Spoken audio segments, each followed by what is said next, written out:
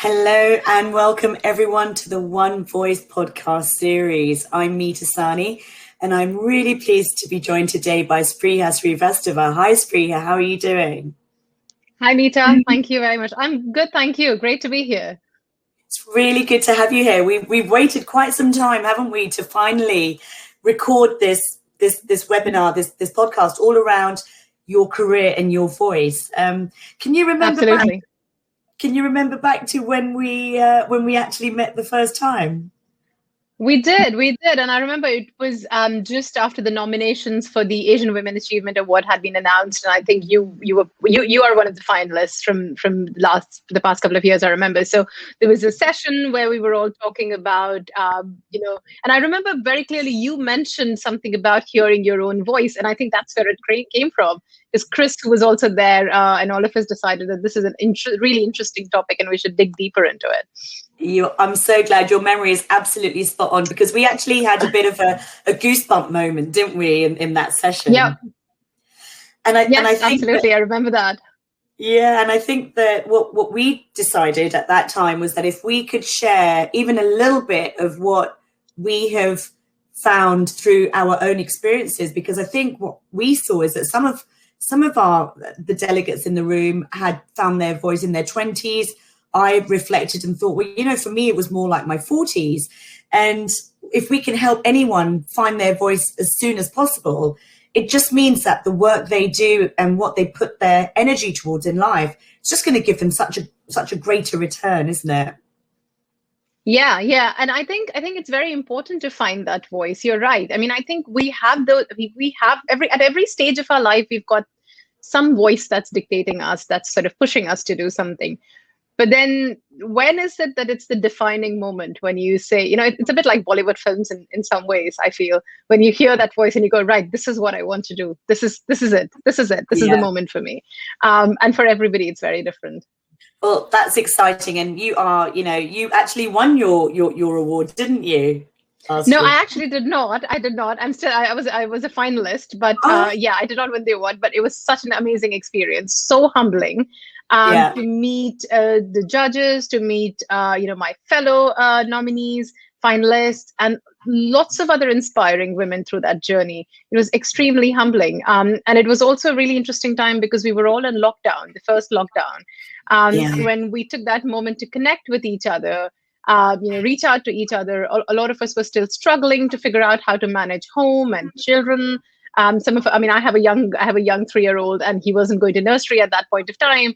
And I remember trying to, manage work and, taking care of him as well. So it was a really humbling experience to actually hear from other women who are successful. How do you do it? And I think I really enjoyed that journey.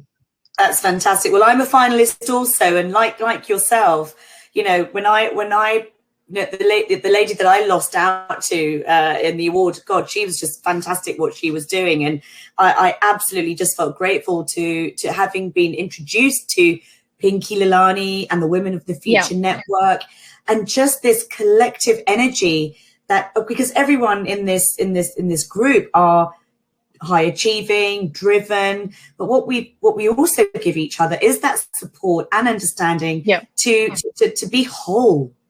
And so many factors impact the ability to achieve that. For us, we have a cultural challenge, and we're going to touch on that a little bit. I mean, we're hopefully, I think we could talk for hours on what we're going to touch on, but we're going to try and keep it to 30 minutes because I know, for our audience as well, people give up time to watch and listen to podcasts, and I really hope that what you and I are going to cover off today is really going to give people some insight into your journey, some reflection on mine, and because we've come from different stages. My children are a lot older. I'm probably in my second career, probably with another couple in me, who knows, but I am trying to evolve. And, I think I found my voice a lot later on. So I'm really interested to hear your story. So let me just get this presentation started, just so that we can have some points of reference to make sure we can stick to our sort of agenda as well, because often I get rather excited. So I've popped us up on the right corner there, and you'll see from this first slide, actually, Spriya, the famous Socrates quote of know thyself, because it's only when we understand ourselves that we can actually put the right energy and value back out there.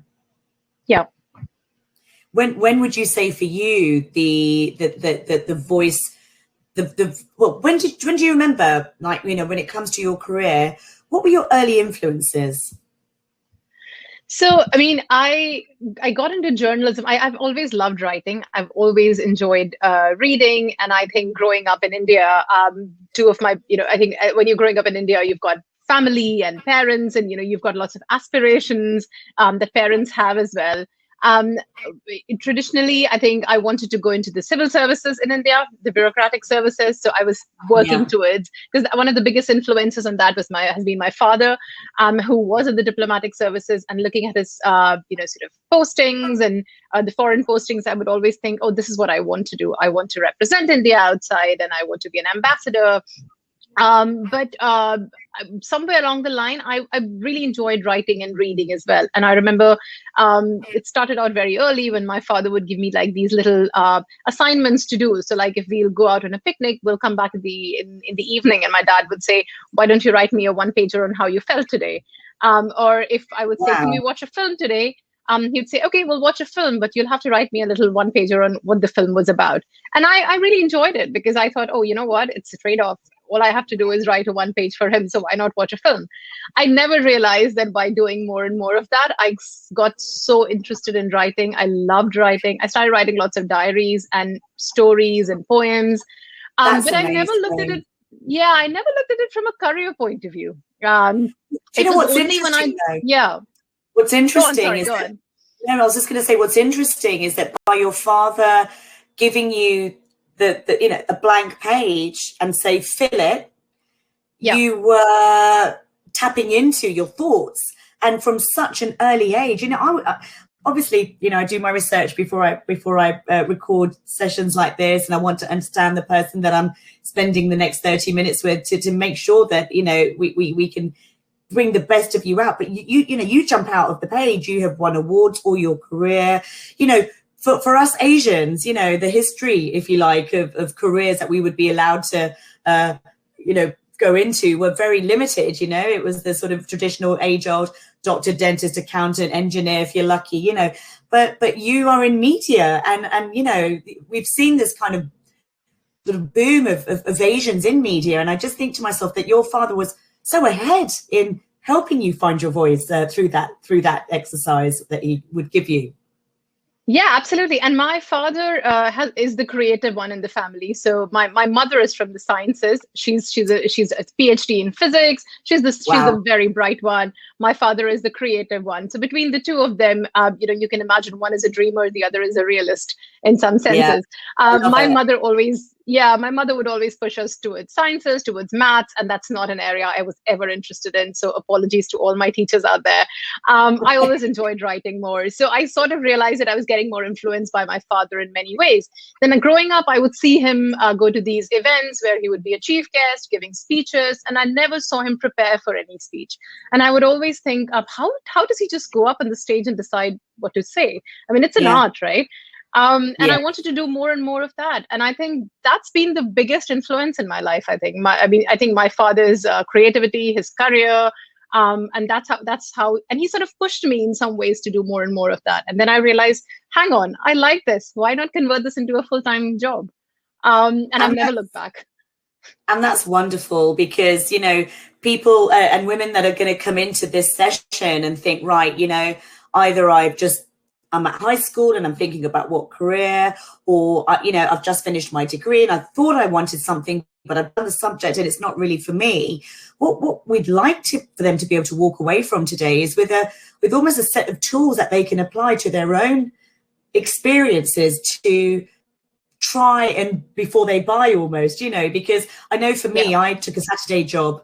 And actually I missed out one of the old school traditional careers that we could take here in the UK was pharmacy. And I actually had a Saturday job. I was 14. I had a Saturday job in a pharmacy. And I remember thinking, wow, this pharmacist, you know, he's got his own business. He gets, you know, he went to university to do pharmacy. Now he's doing pharmacy. He's got it all. And literally this guy was dead behind the eyes. He said, Meeta, whatever you do, don't become a pharmacist. You know, he said, for me, I thought it would be clinical. I thought it would be medical. He said, I feel like a glorified shopkeeper. Now, by no means is he speaking for every pharmacist, because I actually went to university I read physics actually as well at university, like your mum. I didn't quite make it. I only did bachelor's, but most of my friends were pharmacists, but they all used their degree, and one became a journalist, one moved in to work for Boots, and you know, they all did different things with it. One created a set of stores, but you know, had a group of businesses. But what that did to me was it made me double think about what I wanted to do, because I think I was a little bit blind to, you know, what my voice was versus what my dad's voice was. My mum was very, very calm and never challenged me on what are you going to do with your life. You know, if anything, when I pushed myself and put myself under pressure, she would say, you know, don't worry about it. Don't do that then. And I think, well, but I want to push myself. So I also looked to my dad for guidance. And I think, you know, when we talk about why one voice and why this journey and this conversation we're having is important, is for young people to be able to work out what is their voice and what are the voices of generations or cultural expectations or whatever pressures are on people. And I just, on this slide, I've just, you know, alluded to the fact that actually the more aligned we are with our value system of our own voice from an early stage, it just means that ultimately you get to take control of your future. And, totally.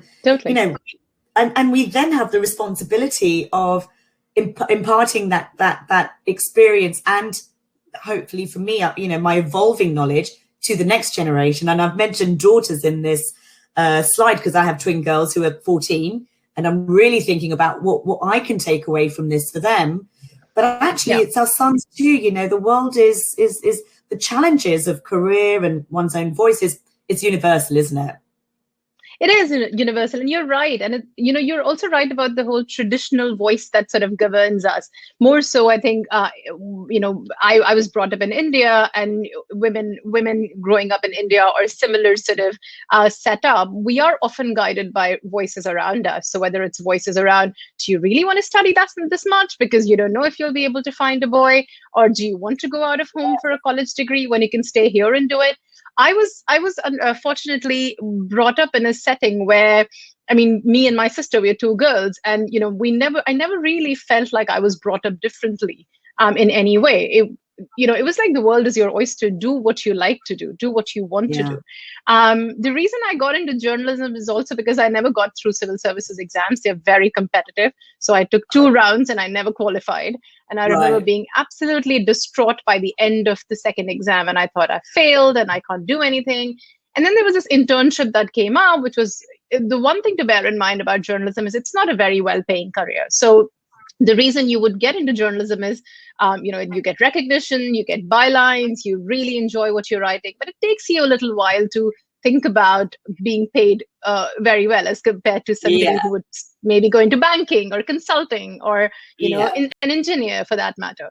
So when that internship came up, I went for an interview very half-hearted because I wasn't sure if this is what I wanted. But when the job description was sort of read out to me, when I, you know, sort of looked at the job generally and the magazine, I realized this is very interesting. This is very similar to what I've been doing and something that I like. So let me just give it a go. And I really enjoyed my 1 year of internship in you know, this magazine in India, calling up people, taking interviews, writing that story.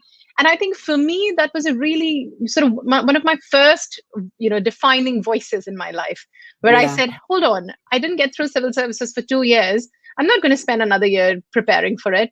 I know it's very competitive. Maybe it's not for me. Maybe I'm better suited for this particular thing. Why am I trying to pigeonhole myself in something that I'm not good at?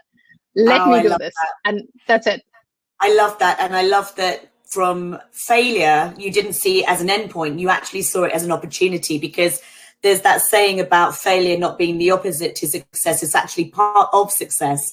And even as I'm saying it, it gives me goosebumps, because I don't think I ever had that voice in my head at an early stage. So if ever I didn't excel at something, rather than learning from the failure and learning about myself from that failure, all I saw was failure. And therefore it reduced my confidence, it reduced my energy, it reduced my passion to go forward and find things. So, you know, some of the battles were internal.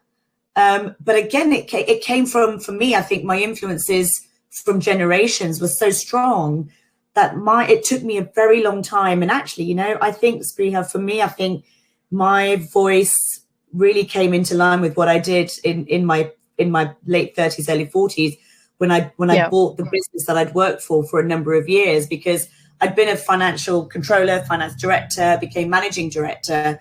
But it wasn't till I bought the company out and, you know, essentially put my money where my mouth is, but actually became a leader where I was enabled to share my visions and tell my people it's okay to follow their vision, their voice, and to work with like-minded people and to say, let's hire on culture. You can teach skills, you can't teach attitude, you can't teach mindset, but you can teach skills. So let's work with like-minded people, ambitious, hungry, intelligent, bright, all of those things.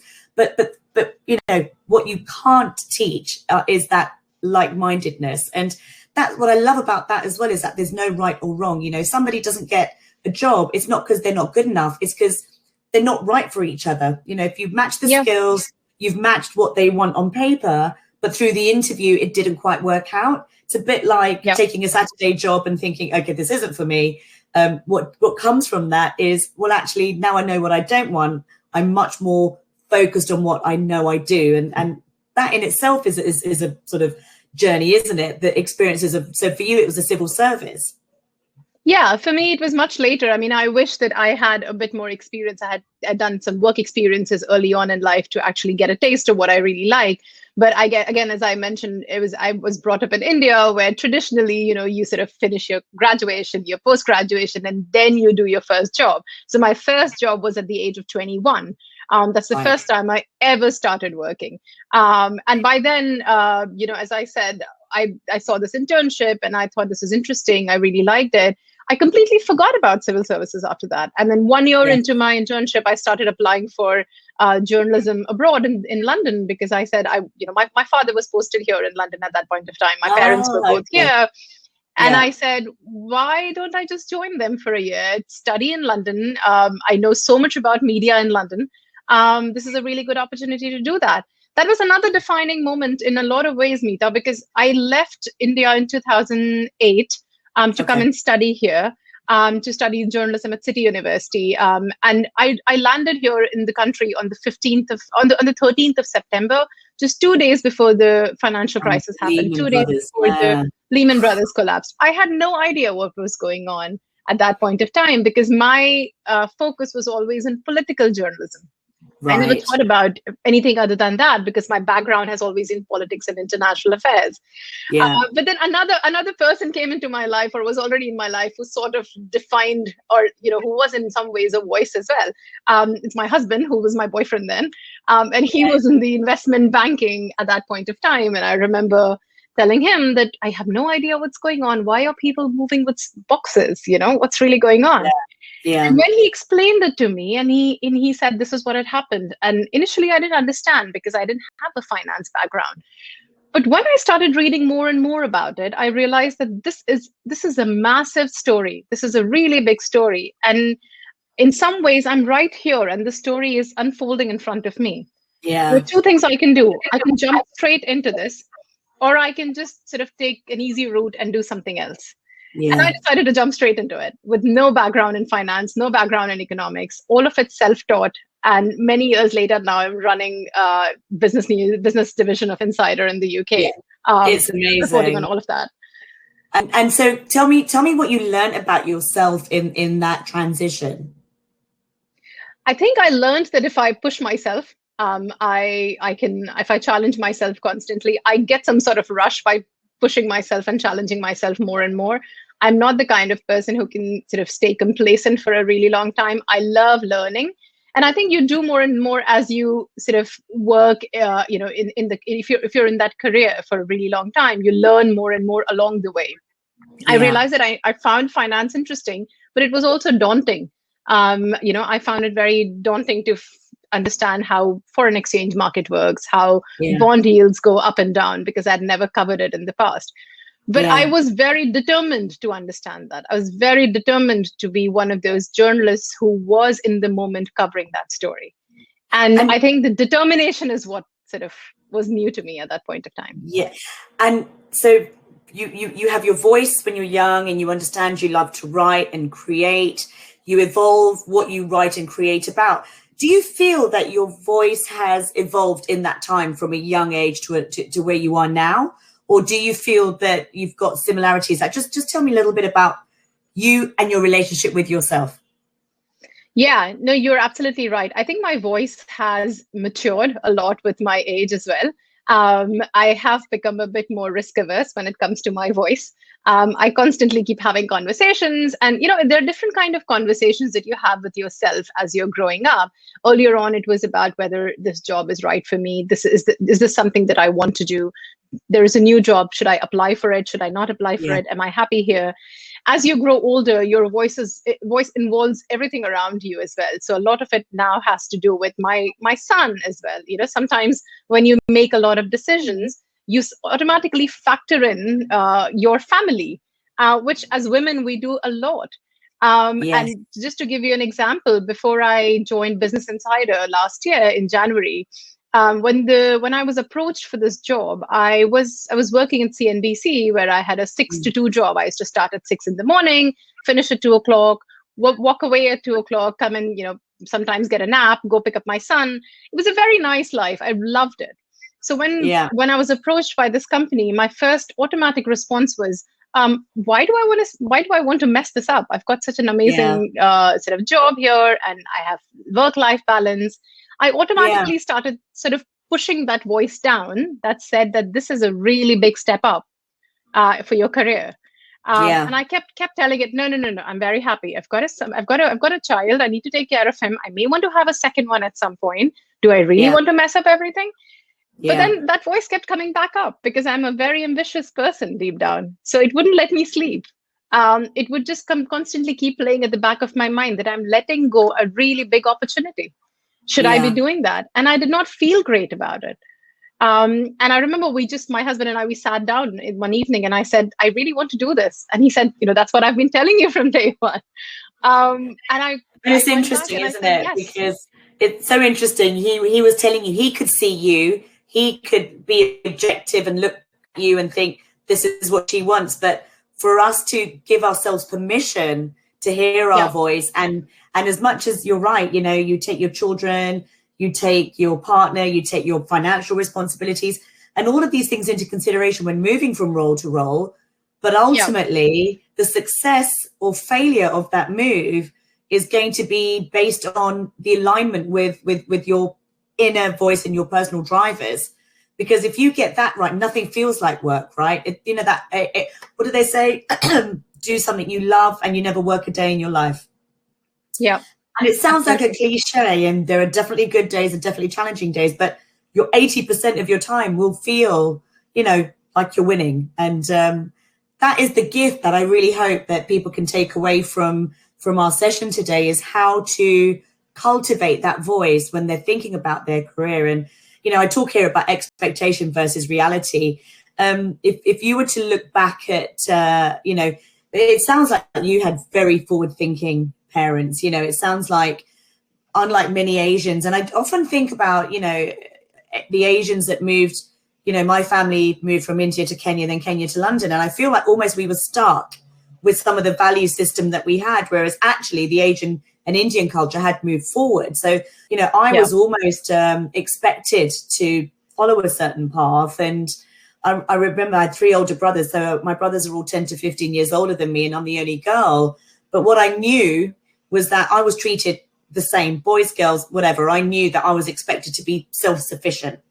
And as soon as I knew that my success and happiness was in my own hands, that was it. I wanted to do well in school. Yeah. I wanted to work. I wanted to understand what hard work felt like. I didn't follow the pharmacy route. I followed a route where I felt I would be challenged, and where I felt I had a degree that stood out.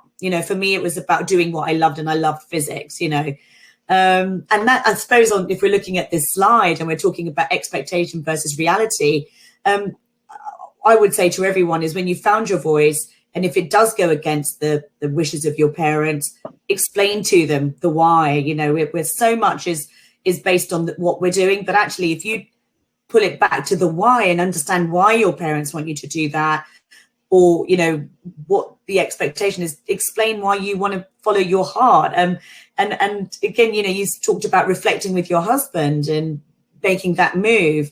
It does require to go back to core values. And you said, I remember, you know, I am ambitious. So that was what was niggling away at you. Yeah, exactly. Once you identify your voice, I think, and again, going back to what you said, I think it's very important to constantly keep cultivating that voice, constantly keep having that conversation with that voice, because, you know, that's very personal to you, your voice. And as I said, for me, it matured over a period of time.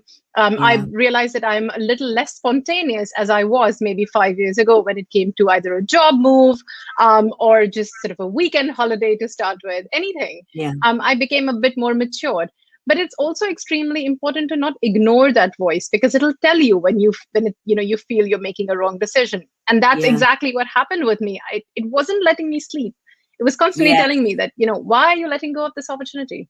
So it's and that's why it's safe. Almost hearing your voice and having that sort of confidence. Yes. And that really is my next point, which is you do you. You know, ultimately, the more aligned you are with your voice in your career, and, you know, if you're not on the path you want to be, to use the tools that are available to make informed choices. So when you're young, you mentioned internships and I mentioned Saturday jobs. There are so many personality profiles. And what I love about universities now is I still think that, you know, the balance needs to be addressed. But I think, you know, schools are starting to improve the way they teach people, not just subjects, but thinking about their future. I think, you know, at universities, people are taught so much about, you know, what options they have in terms of careers, and these internships and sandwich courses and all those kinds of things mean that people can actually have an understanding of themselves and, you know, really ticking off, yes, this is for me. No, that's not for me. And you know, Spriha, we're doing 4 different areas of in time of life for people in this One Voice series. And the first one is the early years, the school years, if you like. The second is relationship and motherhood, and where motherhood fits into relationships. The third is the career and motherhood around career. And then the final one is a career echo. So somebody like myself, I went from being, you know, a financial accountant, finance director. I've now, you know, I've allowed my entrepreneurial drivers to take, you know, the front line. And I feel that that's going to take me on another journey. But, you know, you spoke about cultivating that voice, and funnily, coaching yourself is one of the points that I think is really important. Like, what would you say are the tools, the exercises that we can do to make sure that we are always coaching ourselves and always evolving our voice and making sure it still aligns with us and we still align with it? Yeah, I mean, I think one thing that I've really sort of found very helpful has been mentoring in that instance. I mean, I've been mentoring, and I've also been mentored for a number of years now, and I look up to my mentors. I speak with my mentees, and that relationship over a period of time really helps you find your place and, you know, where you want to be, what you want to do. Are you doing the right thing? I mean, one of the things that I've always realized that I do is every time I get a promotion or I get a new job, I have this little master Google Doc where I put together my strengths and weaknesses. And I call my weaknesses resistant limitations. And I keep sort of writing them down. And then I sort of have a sense of how I'm doing. What is it that I need to work on? And then I constantly keep having that conversation with myself. How is it that I can improve on that? Do I have to go the extra mile? Do I have to collaborate with people in my team who've got those weaknesses as strengths? So, you know, in a way, we are not duplicating with each other, but, you know, we are sort of collaborating to do something. So we be very open to collaboration on that front. But I think it's just about identifying yourself really well, knowing your strengths and knowing your weaknesses, and being very open about your weaknesses. I think for me, that has been a very humbling experience, because I think in my early years, in my 20s, I did not really want to know my weaknesses. I always thought, I don't have weaknesses. I can convert them into strengths. But that doesn't work. As you grow older, you realize you will always have resistant limitations. Yes. And there are ways of dealing with it. How do you deal with it? You collaborate with somebody who's got those strengths and you lean on them a bit more. I love that. And, again, that reminds us that we don't have to be everything to everyone. We can, when we know ourselves, we know what we're good at, and we don't waste energy on feeling bad about the things we're not good at. We just understand that this is our strength, and this is what I'm going to allow to lead me in the path that's for me. That's so powerful. And what you said about mentoring and being mentored and also mentoring, it's paying it forward, isn't it? Because ultimately, yep. I'm a big believer in, the energy. It's an energy transaction. What you put out, you get back. And again, that's what we're trying to do here, really, isn't it? In a broader sense, this is the Women of the Future Network is an international network. So hopefully what we've been speaking about today will resonate with different women in different ways. Absolutely. Absolutely. So one of the things one of the points we haven't covered is about creating the vision. And I'm just going to flick over to the last slide, because we can see from this list there are so many things that people can do to be able to find their voice. But one of the things that I think is really important is down here in the middle somewhere, which is creating that plan. And when we do business plans at work, and again, I'm sure that that's something you do with your people, it shouldn't just be a career vision. It should also be a personal growth vision as well, right? Yeah. Yeah, absolutely. I mean, sorry, go on. No, please carry on. No, I was just going to say you're absolutely right.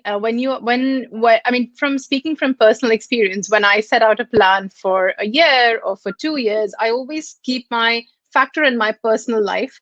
And I think I'm doing that more and more, as I mentioned, in my 30s, as I was doing in my 20s, because my 30s involves a tiny human, which did not involve in the 90s and in the 20s. So I'm constantly, when I'm thinking about my 2-year plan or my 3-year plan, I've realized that it's always factoring family. For instance, if I know that in 2 years' time, there is a really good opportunity, I would like to get in another continent. I would love to move to New York or Singapore. Suddenly, a lot of these decisions will be involving schooling and how your child settles into it. Will your partner find the right kind of job in that place as well? I could have done that very easily in my 20s and just be like work in a totally different continent in 5 years. That is a limitation that I have now. But I still love to work around the limitations to have a plan for myself and see this is where I want to be in 2 years' time. This is how I want my life to be. And you can't really plan a lot of these things, but if you have a plan in front of you, the one thing you can do is have peace of mind when you're sort of working through your career journey and your personal journey, because you sort of have your eyes set on the goal at the end of those 2 years. So that's where it helps you have that focus. I love that, because our series is called One Voice, because ultimately there can be so many voices in our heads that just takes up energy and doesn't give us that clarity of focus. And if we can really work through, use these exercises, use these resources, do the self-reflecting to know our voice and to be comfortable with our voice, then decision-making becomes much more straightforward. And I completely agree with you. If you have a plan, you will end up a little bit to the left or a little bit to the right, but you'll be ballpark.